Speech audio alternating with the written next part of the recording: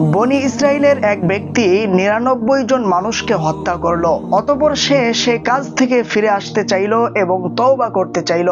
এজন্য দুনিয়ার সর্বশ্রেষ্ঠ আলেমের সন্ধান করলো। তিনি যখন সর্বশ্রেষ্ঠ আলেমের সন্ধান করতে থাকলো, তখন লোকেরা একজন খ্রিস্টান পাদ্রীর কাছে তাকে নিয়ে গেল। সে ব্যক্তি ওই খ্রিস্টান পাদ্রীর কাছে গিয়ে তার সম্পূর্ণ ঘটনা বলল এবং বলল, আমি ৯৯ জন মানুষকে হত্যা করেছি, এখন আমি তওবা করতে চাচ্ছি, সেখান থেকে ফিরে আসতে চাচ্ছি। আমার জন্য কি তওবার দরজা খোলা আছে? আল্লাহ কি আমাকে ক্ষমা করবেন? তখন ওই খ্রিস্টান পাদ্রী তাকে বলল যে, তুমি ৯৯ জন মানুষকে হত্যা করে এখন এসেছো তওবা করতে, আল্লাহ তোমাকে কখনোই মাফ করবেন না। পাদ্রী যখন একথা বললেন, তখন ওই ব্যক্তি তাকেও হত্যা করে ফেলল। এবার সে ১০০ হত্যা পূর্ণ করলো। অতঃপর সে আবারও দুনিয়ার সর্বশ্রেষ্ঠ আলেমকে সন্ধান করতে থাকলো। সন্ধান করতে করতে একটা সময় গিয়ে সর্বশ্রেষ্ঠ আলেমকে তিনি পেয়েও গেল। তার কাছে সমস্ত ঘটনা বলল এবং বলল, আমি ১০০ খুন করেছি, ১০০ মানুষ হত্যা করেছি, আমার জন্য কি তওবার দরজা খোলা আছে? আল্লাহ কি আমাকে ক্ষমা করবেন? তখন ওই আলেম বললেন, অবশ্যই আল্লাহ আপনাকে ক্ষমা করবেন, কেননা আল্লাহ তো ক্ষমাশীল। আপনি যতই বড় পাপ করুন না কেন, মহান আল্লাহ তাআলা অনেক বড় ক্ষমাশীল। আপনি যদি অন্তর থেকে ফিরে আসতে পারেন, আল্লাহ তাআলা অবশ্যই আপনাকে ক্ষমা করবেন। তবে এজন্য আপনাকে কষ্ট মুজাহাদা করতে হবে। খুনি ব্যক্তি রাজি হলো এবং আলেম তাকে এক স্থানের কথা বলে দিল যে অমুক স্থানে যাবেন। সেই স্থানে কিছু লোক সব সময় আল্লাহ তাআলার ইবাদত বন্দেগীতে মগ্ন থাকেন। তাদের কাছে যান, আপনি তওবা করবেন এবং তাদের সঙ্গেই থাকবেন। তবে আপনি আপনার বাড়িতে আর কখনোই যাবেন না, কেননা ওই স্থানটা আপনার জন্য ভালো নয়। ওই ব্যক্তি রওনা করলো। কিছু দূর যাওয়ার পরে তার মৃত্যুর সময় হয়ে গেল।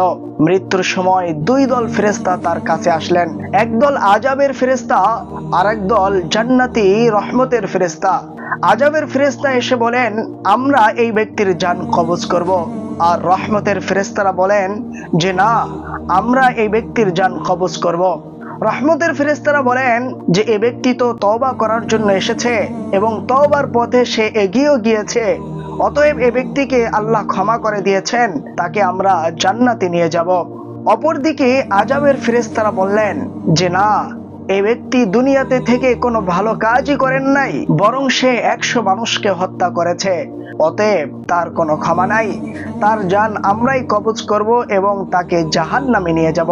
তখন তাদের সামনে একজন ফেরেশতা মানুষের রূপ নিয়ে আসলো। এবার ২ দল ফেরেশতা তাকে সমস্ত কথা বললেন এবং বললেন, আপনি আমাদের মধ্যে একটি বিচার ফয়সালা করে দেন যে এই ব্যক্তির জান কে কবজ করবে। তখন ওই ফেরেশতা তাদেরকে বললেন যে আচ্ছা ঠিক আছে, তোমরা একটা কাজ করো যে এই ব্যক্তির বাড়ি থেকে এই স্থান দূরে নাকি এই স্থান থেকে ওই আল্লাহ ওয়ালাদের জায়গা যেখানে তিনি গিয়ে তওবা করবেন সেই স্থান দূরে। যদি আল্লাহ ওয়ালাদের জায়গাটা এই স্থান থেকে কাছে হয়, তাহলে রহমতের ফেরেশতারা তার জান কবজ করবে, আর যদি এখান থেকে তার বাড়ি কাছে হয়, তাহলে আযাবের ফেরেশতা তার জান কবজ করবে। ফেরেশতারা মাপা শুরু করে দিল। আসলে বাস্তবিক পক্ষে আল্লাহ ওয়ালাদের স্থানটি ছিল দূরে আর ওই ব্যক্তির বাড়ি ছিল কাছে, কিন্তু আল্লাহ তাআলা তার অন্তরের দিকে তাকিয়ে জমিনকে নির্দেশ দিলেন, হে জমিন, এই ব্যক্তি থেকে তওবাকারীদের জায়গাটা সংকীর্ণ করে দাও আর তার বাড়ি দূরবর্তী করে দাও। যখন ২ দল ফেরেশতারা মাপ দিল, পরিমাপ করে দেখতে পাইল যে এই ব্যক্তি যে স্থানে আছে এই স্থান থেকে তওবাকারীদের স্থান আর তার বাড়ি, এই ২ রাস্তার মধ্যে ১ বিগত রাস্তার পার্থক্য, অর্থাৎ ওই ব্যক্তি ওই তওবাকারীদের স্থানের দিকে এগিয়ে আছে। তখন আযাবের ফেরেশতারা তার থেকে চলে গেল আর রহমতের ফেরেশতারা তার জান কবজ করলো। অতঃপর রহমতের ফেরেশতারা তার জান কবজ করে নিয়ে জান্নাতে নিয়ে গেল। সম্মানিত দর্শক মণ্ডলী, এই হাদিসটি বর্ণনা করেছেন আবু সাঈদ খুদরি রাদিয়াল্লাহু তাআলা আনহু।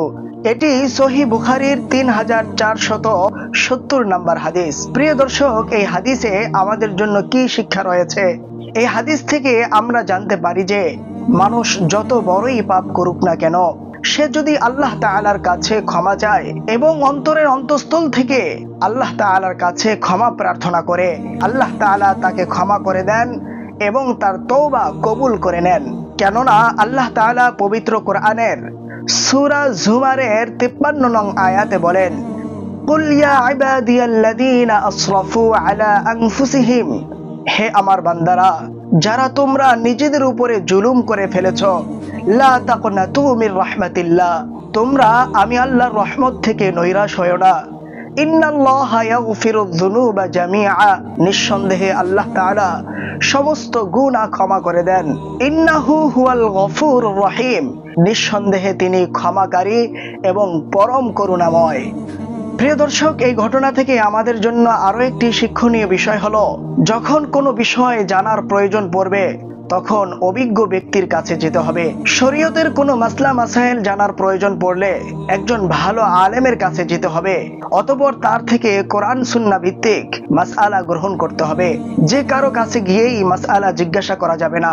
আর আরো একটি বিষয় হচ্ছে, কারো যদি কোনো বিষয়ে জানা না থাকে সে ব্যাপারে চুপ থাকাই উচিত, কথা না বলাই ভালো। কেননা এই ঘটনার মধ্যেই আমরা জানলাম যে ওই খুনি ব্যক্তি তওবা করার জন্য প্রথমে পাদ্রীর কাছে গিয়েছে।